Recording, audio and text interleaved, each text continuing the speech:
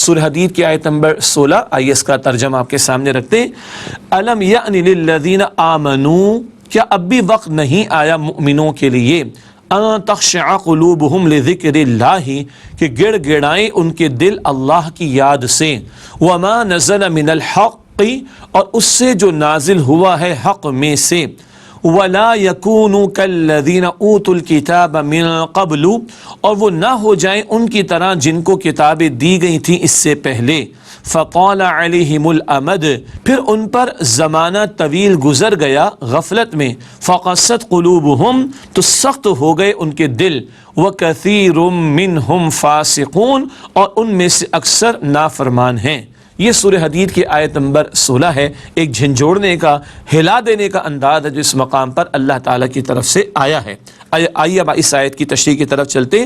اس حوالے سے پہلا نقطہ، شیطان کے حربوں میں سے ایک حربہ نیکی کے معاملے میں تاخیر کرانا۔ شیطان تو ہمارا دشمن ہے نا، سورہ فاطر کے آیت نمبر 6 میں اللہ تعالیٰ نے فرمایا ان الشیطان لکم عدو فاتخذوہ عدوا، بے شک شیطان تمہارا دشمن ہے، تم اس کو دشمن سمجھو، اس سے تو دشمنی اختیار کرنی ہے، پہلی بات۔ لیکن یہاں اللہ تعالیٰ جو فرما رہا ہے اس کے ذیل میں نقطہ ہم آپ کے سامنے تشریح کے طور پر رکھ رہے ہیں۔ شیطان کا ایک بڑا حربہ کیا ہے؟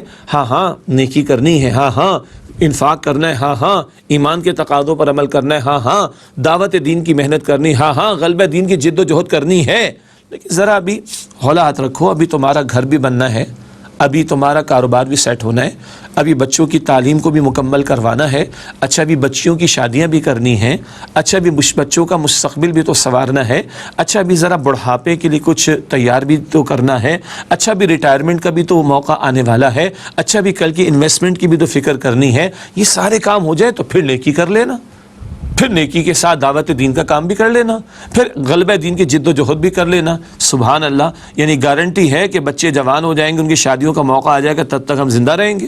کیا گارنٹی ہے کہ ریٹائرمنٹ تک ہم زندہ رہیں گے؟ کیا گارنٹی ہے کہ بچے سیٹل ہو جائیں، بچوں کے بچے بھی سیٹل ہو جائیں اور ہم زندہ بھی رہیں گے؟ یہ ہم بھول جاتے ہیں کیا؟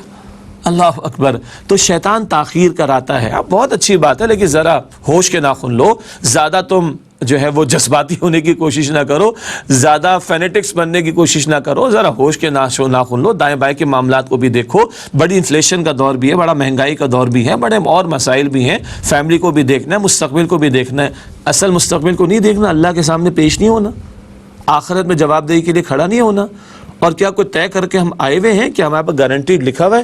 اللہ کیا لکھا ہوا ہے میری آپ کی زندگی کتنی ہوگی؟ آپ کے پاس میرے پاس لکھا ہوا ہے؟ نہیں۔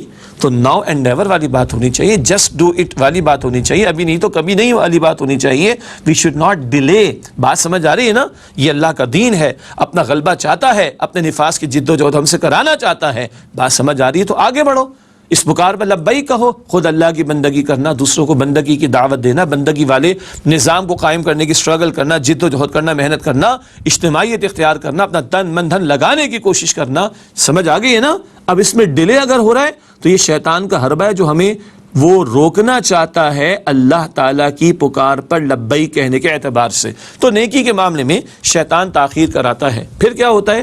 خواہشات کی تکمیل کے انتظار میں انسان دینی تقاضوں سے مسلسل گریز کرتے کرتے نفاق کی منزلیں طے کر رہا ہوتا ہے۔ یہ خواہش پوری ہو جائے، فلیٹ ہے تو بنگلہ بن جائے، اب کرائے کا ہے تو اپنا بھی ہو جائے، گاڑی فلاں ماڈل کی ہے تو ذرا نہیں آ جائے، اسمارٹ فون فلاں والا، میں نام نہیں لے رہا کسی برانڈ کا، خواہ کا مارکیٹنگ ہو جاتی ہے، نہیں فلاں والا میرے پاس آ جائے، اور اتنے لاکھوں کروڑوں کی انویسٹمنٹ بھی ہو جائے، اتنا میں یہ بھی جمع کر لوں۔ او بھائی آخر کب تک؟ تو ہوتا کیا ہے؟ ان نہ ختم ہونے والی خواہشات کی تکمیل کے نہ ہونے کے انتظار میں بندہ لگا رہتا ہے اور نفاق میں آگے بڑھتا رہتا ہے، پیچھے ہٹتا چلا جاتا ہے۔ یاد آیا حقیقت نفاق کا موضوع اور سورۃ المنافقون کا مطالعہ؟ اب بندہ فرار اختیار کرتا ہے۔ اسی سورہ حدید میں باطن کے اندر جو ایک کشاکش چلتی ہے اور نفاق کا مرض پروان چڑھتا ہے، اس کی جو باطنی علامات تھیں، گو مگو کی کیفیت، تاخیر کرنے کا معاملہ، شبہات میں مبتلا ہو جانے کے بعد، شیطان کے دھوکے میں مبتلا ہو جانے کے بعد، یہ ہم پچھلے درس میں پڑھ چکے ہیں نا نا پھر ہوتا ہے کہ بندہ نفاق کے مرض میں آگے بڑھتا چلا جاتا ہے۔ اللہ تعالیٰ میری آپ کی ہم سب کی حفاظت فرمائے۔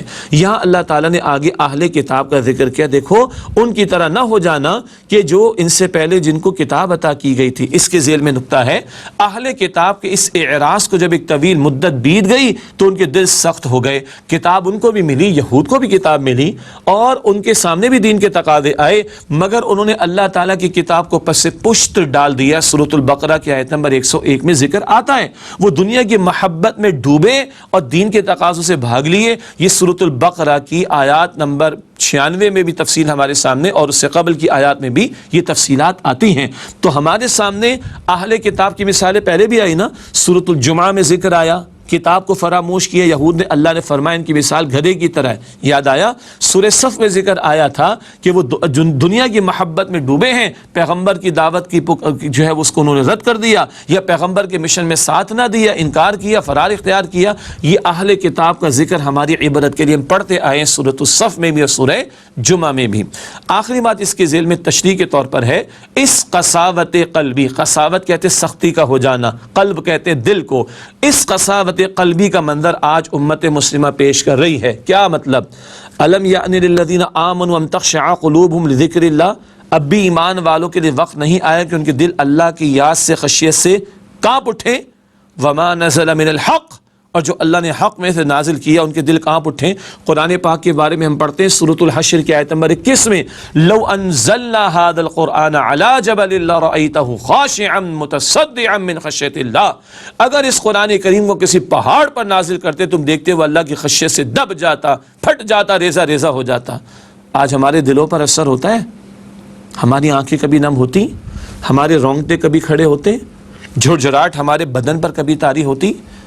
اگر نہیں تو دل سخت نہیں ہو گئے ہمارے؟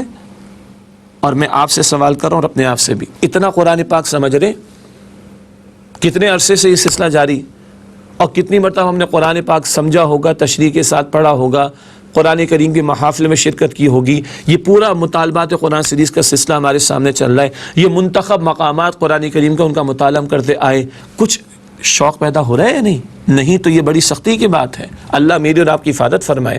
اور اگر شوق پیدا ہو رہا ہے الحمدللہ، ذوق بڑھ رہا ہے الحمدللہ، قرآن پاک کو سیکھنے کا شوق بڑھ رہا ہے الحمدللہ، محنت ہو رہی ہے الحمدللہ، اور اللہ کے دین پر عمل کی کوشش میں آگے بڑھنے الحمدللہ، اور دعوت قرآنی اللہ کے دین کی دعوت دینے کا ذوق پیدا ہو رہا ہے آگے بڑھنے الحمدللہ، غلبہ دین، نفاذ دین کی جد و جہد کا شوق پیدا ہو رہا ہے الحمدللہ، آگے بڑھ کر وقت لگانا، صلاحیتیں کھپانا، جان لگانا، مال لگانا، اوقات کو لگانا، اگر یہ حاصل ہو رہا ہے الحمدللہ۔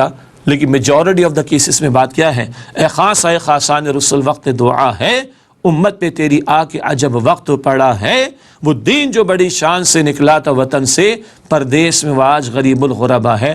عظیم اکثریت امت کی، اس کو اللہ کے دین کی مغلوبیت اور شریعت کے نافذ نہ ہونے کا کوئی افسوس ہی نہیں، یہ دلوں کی سختی کی علامت ہے۔